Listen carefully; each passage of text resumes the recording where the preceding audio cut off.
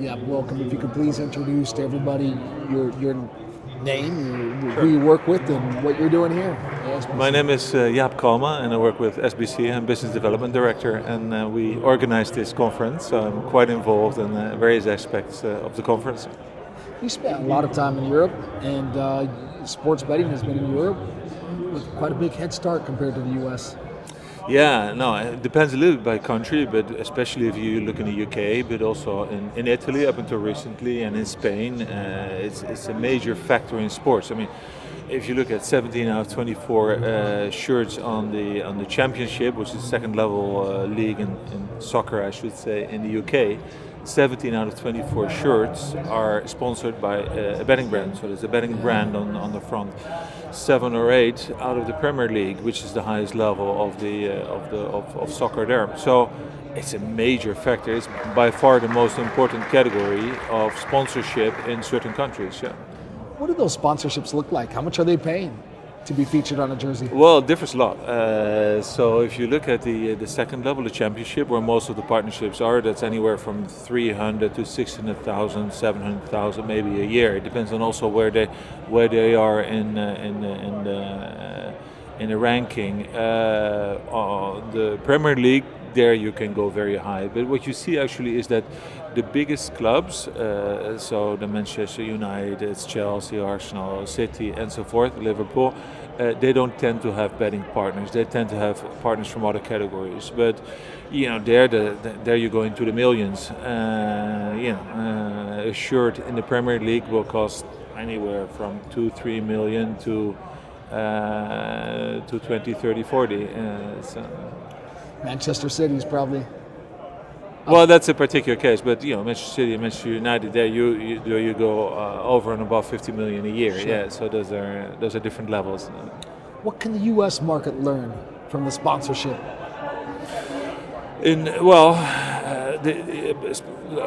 One step back before talking about betting sponsorships. Sponsorships in the U.S. are quite different.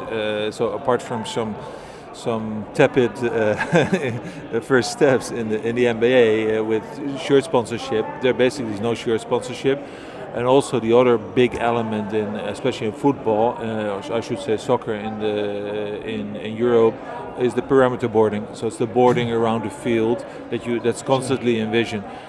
You have a little bit of fixed boarding in the NBA or in the NHL, but it isn't that big a factor. So the type of rights that you sell to sponsors are completely different. The main right that you sell in Europe is in the end visibility. That's 2/3, 3/4 of the value what you sell to your sponsors. Whereas here, that's an entirely different equation. Here, match day, so what you do during the day, the hospitality is much more important. The activations around that, IP rights, the ability to use the logo and the images. So it's a different market. A key factor is also that the leagues are much more important here than they are in Europe. Leagues tend to have centralized many more of the functions that will be decentralized in the European leagues. You don't have the system either of promotion relegation that you have in almost all European sports, and that you have to fix franchises, and that makes it a lot more stable. So it's a different environment. Having said that, the logic of a partner linking up itself with a sports property is the same. So, and in betting, it's going to be very interesting. Yeah. Does it come up in conversation, like what advice would you give to the U.S. market? Well, I think there's a great opportunity in the U.S. And in a sense, every cloud has a silver lining. The slow development post-PASPA that we've been seeing for this last year can be an advantage as well, because it definitely will give the time for franchises, for rights holders to develop their knowledge, their understanding. And there have been quite a few here at the conference as well, to really learn about the market and to see how they can make the most of it. The betting category, sports betting category, is really quite unique if you look at all of the categories. If you look at it from a sports rights holder point of view, from a team, most of these categories really have nothing to do with your product. if you're talking about airlines, if you're talking about tires, or if you're talking about insurance, that has nothing to do with your product. And sure, you can invent stories around it, but it's storytelling. Betting actually shares the product with you. Sports betting is all about the game. It's all about the entertainment related to that game. And that really, if you start to think about it, really creates very, very big opportunities to create added value. Because in the end, the engagement of the bettors and the engagement of the fans are very much aligned. If you think about it, if you bet on a game, you enter into a relationship. If you bet on a horse, you feel a relationship with that horse. You become part of the action. You enter, in a certain sense, the competition. And if you think about it from a marketing point of view, it's really a very, very rich breeding ground for doing all kinds of activities, activation, storytelling, but also related forms of business, social gaming. It's doing things with friends. It's the challenge. It's the competition, and I think the big opportunity, if you will, in the US here is rather than take the standard system and a little bit the rut that you find in the UK of shirt sponsorship and the standard package, you can really work with these partners, with these betting partners, to define something new, something really engaging that really adds value to you as a club. Also, because what you've been seeing in Italy, where we actually will have in a few months, we will have a ban on a betting sponsor or a betting brand advertising, including sponsorship. You can avoid, and in the UK there are a lot of voices around it as well, because there's really an overwhelming quantity of marketing by betting brands. You can also steer your partner, if you can choose your partner to make it a much more positive story. So rather than the continuous messages about bonuses when you sign up, promotions and this and that, you can focus on talking to your fans about the entertainment in the end that sports betting provides. Betting not to make a lot of money, but betting for the enjoyment, for the challenge.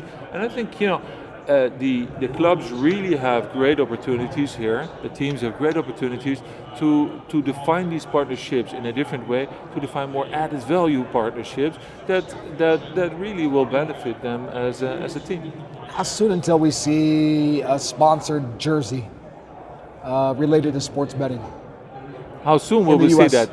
Well, that's not so much a question of sports betting as it is a question of how the leagues treat this type of visibility. I think it will come because the leagues in the end is the sum of the owners, and these owners will eventually will be open to that as well. See, in the NBA now, they started with very, very strict regulations on what type of shirt branding is possible, and they relaxed that as they implemented it. You have a brand here now. All the teams have that. It's like, what was it? 25 years ago in football. It will get there.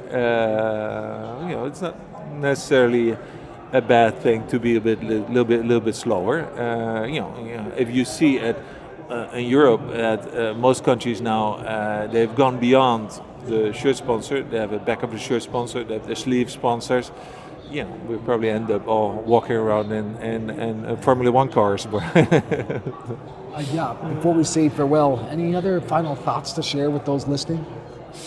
Well, I think basically what is coming out of this conference related to the sports teams, that's a part I've been more involved in, but also more generally, the market here is really, really exciting. It's very difficult to understand because there's a lot of heterogeneity from one state to the other, from one league to the other. But it's an exciting development because I think that some people may see it as a vice, but I think all in all, betting is part of American culture, and people like to bet, people like to gamble, and I think with the right development, what we're going to be seeing is a very large market, and but also a positive market. I think the general approach to the category, to the burgeoning industry, is very positive. So, excitement. Yeah, thank you. You're welcome.